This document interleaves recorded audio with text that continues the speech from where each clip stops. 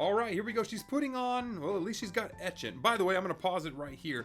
That blue etchant is actually really dangerous. It's like phosphoric acid, 37% usually. And so if you get this on your skin, it will actually burn it and cause scars. So the fact that she's just kind of willy-nilly throwing this stuff on there, you got to be really careful, because that's why we have dental suction. We have the water and air and everything to make sure we get it off the teeth without it touching anything. I'm assuming she's probably just going to try and rinse it out of her mouth with water. And just so you know, that can be kind of dangerous if you're trying to do this stuff. But let's continue. All right, so she's brushing it with something. That's fine. Okay, now she's got the...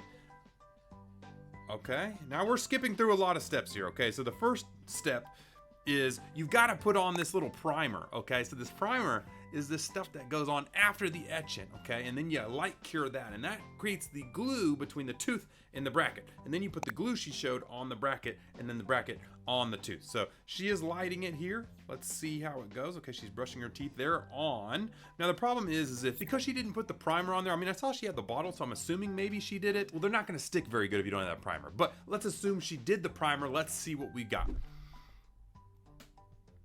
Okay, so the first crazy thing that shows me is that her bracket placements are way off. If you guys don't know, when you put a bracket, you want it to be exactly inside the middle of your tooth so that that tooth can go up, down, in, out. And the way that her bracket is, like this one on the upper left one that's blue here, it's actually turned like this on a straight tooth. And so if she puts a wire in there, that tooth is just gonna go, you know, and it's gonna crisscross and go crazy. Another one is down here on this lower canine. You can see that her canine is way lower than it is, and she's got the bracket running perfectly across, which means that tooth's not gonna come up or anything at all.